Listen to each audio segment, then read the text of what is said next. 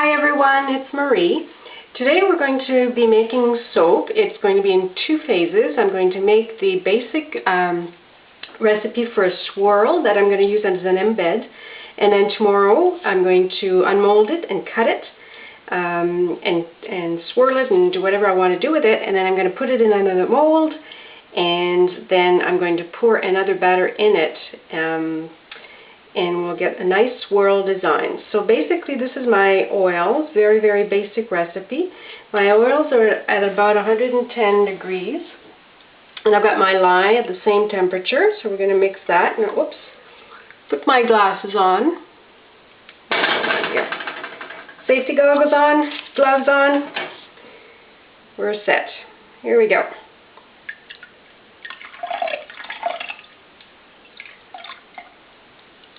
Like I said, this is a very basic recipe. It's olive oil, coconut oil, and palm oil. I'm using 5% super fat, or 5% lye discount if you prefer to think of it that way.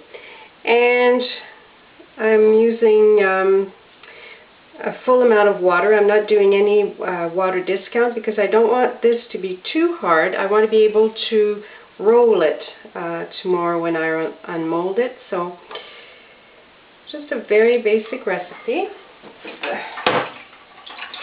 Over here. Okay, I'm going to give it a few spritzes. Actually, I was going to put some pink clay in, which I forgot to do, so I'm going to add it at the end. No big deal. Alright, here we go. Excuse the noise.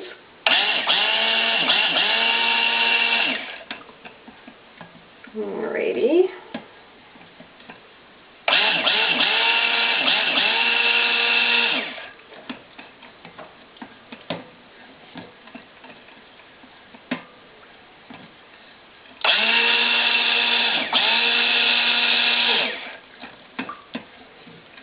Okay. So I'm not going to go to a very full trace. I don't need to have it fairly stiff to be able to work with. I'm just going to pour in my mold.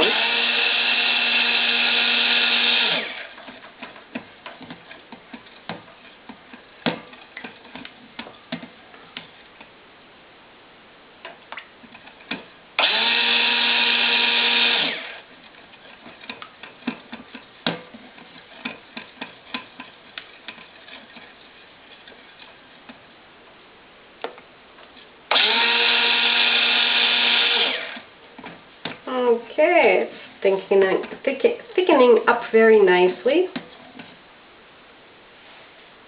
Not quite at trace yet. It's emulsified, but it's not tracing just yet.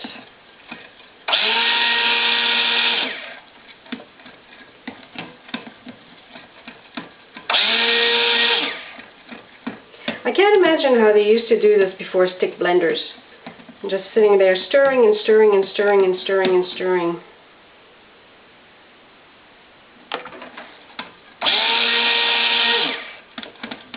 Okay, so now I have a nice light trace.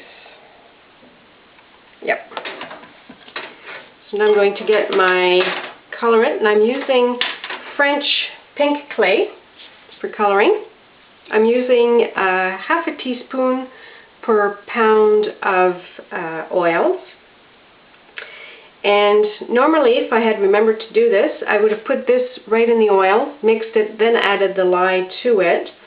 But we can still do it like this. I'm going to add a little bit of water to it, mix it, and then add it to my oils. You could also take some batter and mix it with the batter and make a paste. Actually, that's what I'll do. I've never tried it that way. And I'm going to try it that way. You never know different ways of doing things until you try them. Let's see how this mixes. It's going to make a nice thick paste.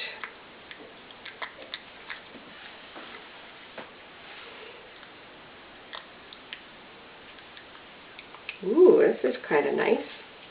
Not sure if you can see this. This is a rather nice and thick paste.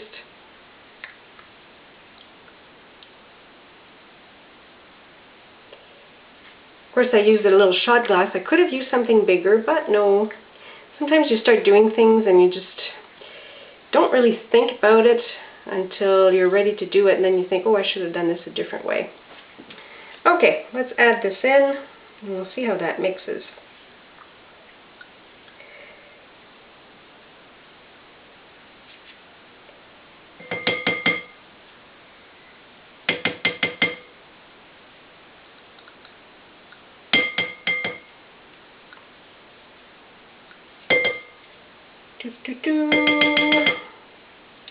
All right, that should be good enough. A little bit more from here. Okay.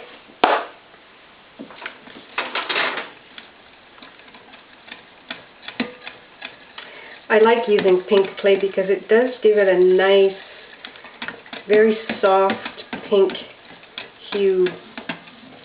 And if you mix it with turmeric, which is a spice, you can get a nice peachy orangey color. And turmeric itself will give you an orangey color, but sometimes I find it goes more beigey than peachy. So with the little pink in it, it gives it a little zing. So I'm going to stick blend it a little bit more just to get rid of the lumps.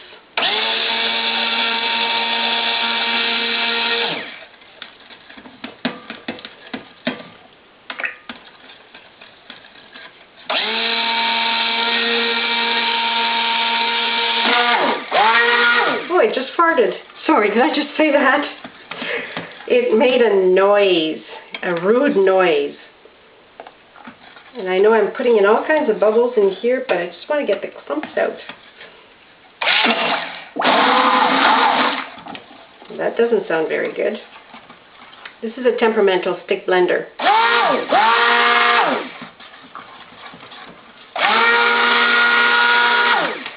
And actually my batter is thickening up quite a bit now, but it's still nicely pourable.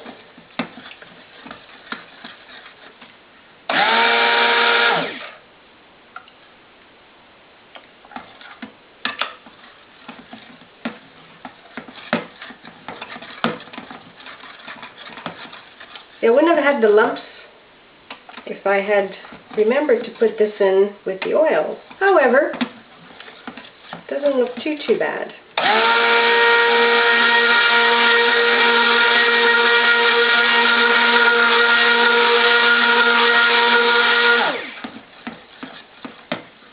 Okay, now it's really thickening up, so I'm going to... Pretty color though. You can make it darker if you want. You just use a little bit more clay. Make sure though that if you use a lot of clay can be a little bit drying, so you may want at that time to increase the superfatting a little bit. Maybe from a 5 to an 8 or something like that. But we're just using a little bit here.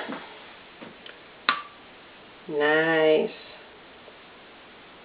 Still a few little red. Actually, maybe I can take them out. Maybe I can do that. Just take them out. You. Out. Where is it now? Out. Out of the batter. You cannot play. There. I mean, this is really... Whoops, there's another little one here. It doesn't really matter at this point because this is going to be an embed. And I can, when I cut the swirls out, I can always take the little lumpies out as well. It's not a problem. Okay. Right. Let's get our mold.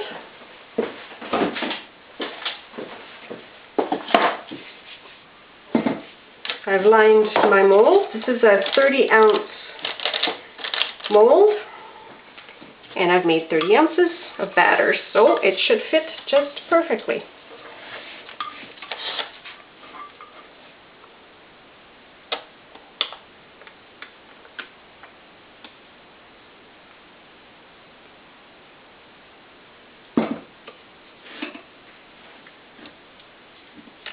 The thing with a glass bowl, it's a little bit hard to get a handle on it.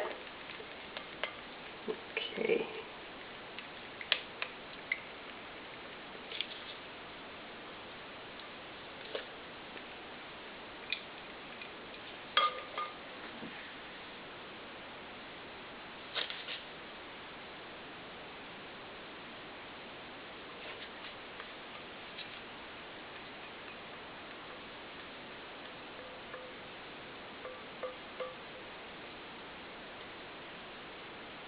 It's actually quite light in color.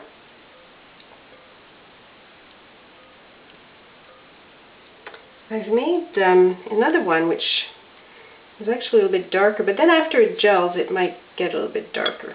So you never know.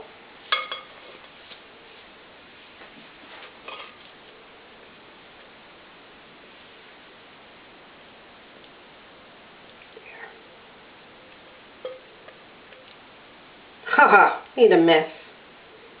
Alright. That's why we have little paper towels in case we make messes.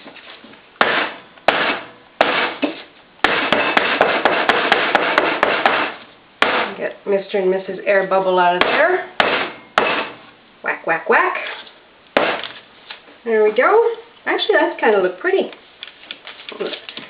Too bad I didn't put any fragrance in there, because maybe I would have just made the soap like this, but no. I'm going to keep with my original plan. I'm going to spritz it with alcohol just to prevent any soap ash. So I give it a little spray. Actually, I'm rather usually quite generous. And with this, then you don't need to cover it with saran wrap. I usually just end up putting a cardboard over there, over the top, so that my towel doesn't actually fall into the soap. And just wrap it up and put it to bed. So we'll see you tomorrow.